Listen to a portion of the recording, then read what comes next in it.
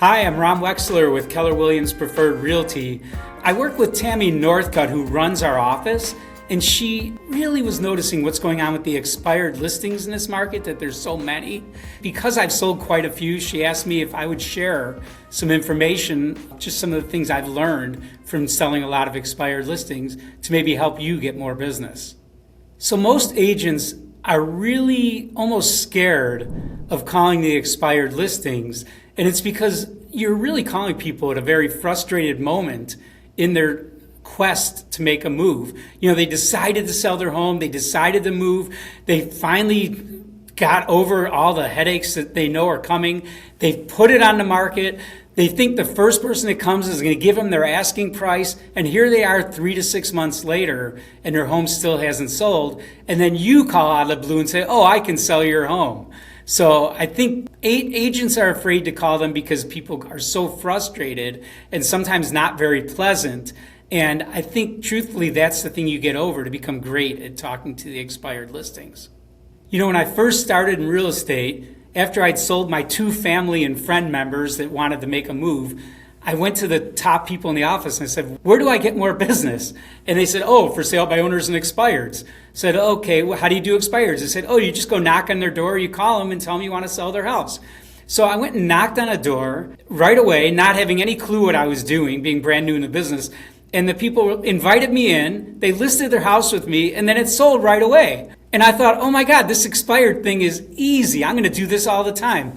Well, it was probably 6 months before I listed another expired after calling and door knocking like crazy day in and day out. Obviously, I've got really lucky on that first one, and the reality of calling expireds and for sale by owners really set in later after I started doing it more often. So, you know, one of the things that stood out when I first started working on the expireds was that I would call and they'd get meaner and meaner. And I really didn't understand why. And finally someone said, you sound like a DJ when you're calling. Why don't you just call and pretend you're them? Just imitate them and sound like them when you call. So the person answered the phone and they said, hello. I said, hello, it's Ron from Century 21, which is where I was. So one of my best experiences ever with an expired, and I'm going to tell you, if you really work expireds well, you're going to have more not great experiences than you will great experiences, because you'll probably have to talk to 30 to 50 to get one. But one of my favorite ones ever was the guy answered the phone. He was like, you're the 5th person to call me already this morning. What makes you different? And I said, well, I really don't know. Why don't we just get together and we'll figure that out? And somehow he was okay with that answer. He invited me over, and I'll tell you what's funny about that. He owned a carpet business. This is 40 years ago. To this day, I still do business with him and his family, and I send business to his carpet store. In fact, they carpeted our whole entire office. So you don't know who you're going to meet when you go on an expired listing. Don't be afraid, and just understand that you'll kiss a lot of frogs before you start dating, and that it's okay. So think about this. By the time you called that person, they made the decision to uproot their entire family and make a move. They had to look through and think about every item they've ever owned in their entire life and decide what they're going to do with it. They most likely have had to justify in their head a higher monthly expense, because most of the time, not always, but most of the time they're buying up. And so they're adding expense. So they've gone through a lot, and they finally make the decision. They go on the market. Of course, they're expecting the best. And then what happens? The first couple showings happen, nothing. Maybe they get some lowball offers and nothing works out. Month after month, their agent promises them this and promises them that and says, oh, reduce, and they keep getting beat up on the price. And so they've been through this, and they finally decide, we give up. Now, either they gave up on that agent, they gave up on the marketing, or they might have given up on the whole process. But remember, somewhere deep inside, they really wanted to make a move. So most likely, most expireds come back on the market, sometimes within a few weeks and sometimes within a year or two. So understand what their mindset is at the moment when you call. And think about this. If you're the 4th or 5th or 20th or 30th person that calls, and they have gone through all of this, and then all of a sudden they bombard you, right? The first thing a lot of them say is, where were you when I had my house on the market, right? You'll hear that quite often. If you cared about me, you would have already sold my house. It was in the MLS. So just understand that's really where they're at. They're kind of heartbroken and they feel rejected because nobody wanted their house as much as they did. And they've poured their heart and soul into that house their whole life. So just think about their mindset, and your idea when you're reaching out to them is to go there, be there with them. Be there with them as they are. Don't try and impose your I'm a great salesman stuff on them. They're not open for that right now. Right now, they're kind of hurting, and they really just need a good listener who's going to empathize with what they've been through and where they are. So you want to be different. And it literally starts the minute they answer the phone. So this is advanced sales training right now. But if they answer the phone, hello, then you should say, hello, this is Ron calling from Keller Williams. You should be there with them as they are. Don't put on your best DJ voice and expect them to connect with you. The way you build rapport with people is you sound and feel like a member of their family or their tribe, meaning they feel really comfortable with you. And they don't feel comfortable with people who don't sound like them. So match their rate of speech, match their tonality, even use some of their words when you're speaking with them. And just know that most agents go at it so strong, they pound on them. When the people answer right away, they're like, I can get your home sold, and I've sold 10 houses in your neighborhood. And they start telling them all about themselves. These folks don't care about you or your track record or anything. What they care about is, do you care about them? Do you understand what they've been through? And are you the one, right? They're the hero of the story. You're the guide who's supposed to get them to their destination. So are you that guide that they're looking for? And not asking questions, by you just making statements, you won't be that person. But when you ask questions and you really listen and you go with them where they need to go, that's when they choose you to sell their home. So if you want them to see you as a valued guide or a valued consultant, the way you're going to do that is by you asking questions and feeding back their answers so they know that you heard them.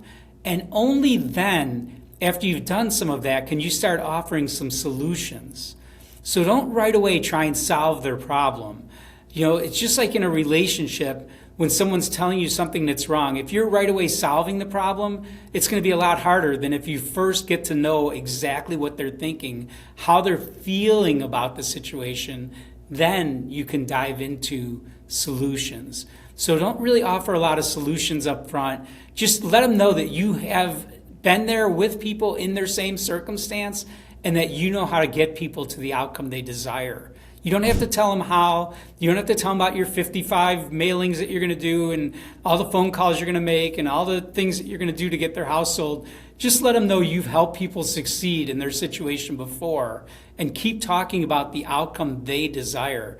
People won't say no to their own dreams. So just keep feeding them back the dreams and the goals that they have. So what's interesting? Even when we're asking questions, we can kind of ruin the whole circumstance and situation. And I'll give you an example. A lot of times when you're talking to expired listing, you're going to first of all ask open-ended questions.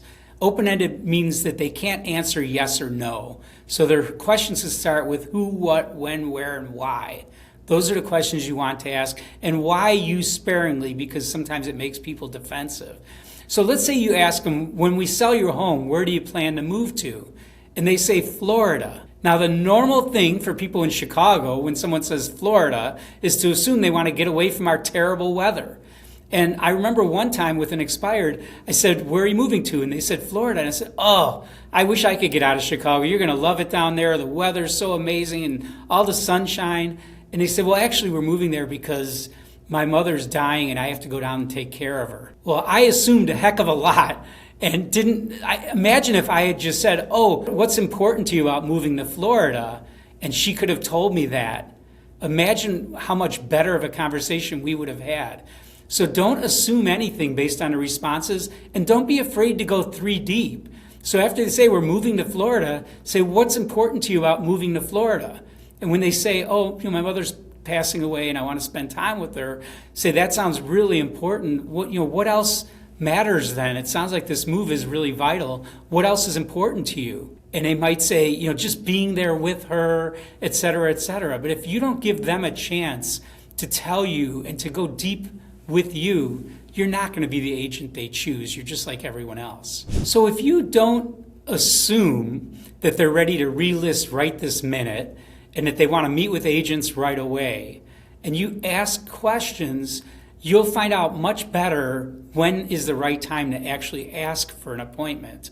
And the truth is, if you really do it right, they're going to ask you. They're going to say, would you be able to come over next week and talk to us about getting this house sold? It sounds like you're the right person to help us get the job done. So if you're really doing it well, you're never going to even have to ask for the appointment. But if you are asking for the appointment, you'll know if you've gotten enough information, you'll know if it's appropriate or not. And sometimes what you're really asking for is just the commitment that it's okay for you to check back. So it might be, we don't really know what we're going to do now. Now we're going to stay here till our kids get out of school. And we don't know if we're going to move then right after they get out of school or stay through the summer because they have summer jobs. Like, you really don't know. And again, don't assume anything. Try and go deep with them. Some people have great answers right away. They'll know, look, our plan is exactly this. After Easter, we're going to do this and this. And we decided we're going to put in new carpet. We decided we're going to paint. And then it should all be ready by May 1st. We're going to put it on the market at the end of May, and we want to be moved by July. Well, now you have a good timeline. And then you can say, what I found is it really helps people if we meet early. If we meet early in the process, even if we're not going to work together till May, would it work for you if I just came by and took a look at your home? I can look at some of the renovations you're thinking about and kind of advise you if those are the best expenditures or not, because I don't want you to spend any money that I can't get you back. And so do a soft close that way. See if they're really not ready to go back on the market right away, then do a soft close.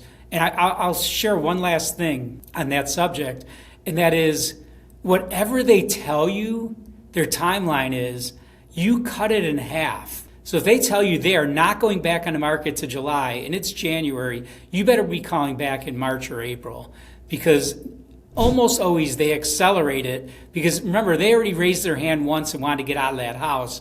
Every month they stay after when they thought they were going to be gone is very frustrating. So don't be afraid to call back, cut it in half and say, I know you said you weren't moving till July and it's only March, but I was just thinking I'd check in and see what other resources I can offer. What else can I do to help you between now and July? And a lot of times they'll say, well, actually, we're going to start interviewing agents this week or next week. So don't be afraid to reach out to them in between and stay in contact and keep offering support and resources. Well, I appreciate you taking time to learn a little bit about the expireds. If you have questions about how to work the expireds or anything that I shared, feel free to give me a call or give Tammy a call, and we're happy to share with you. Truly our mission is to kind of upgrade the quality and the success of the agents in our marketplace, and we're glad to help you any way we can. Just give us a call. Take care.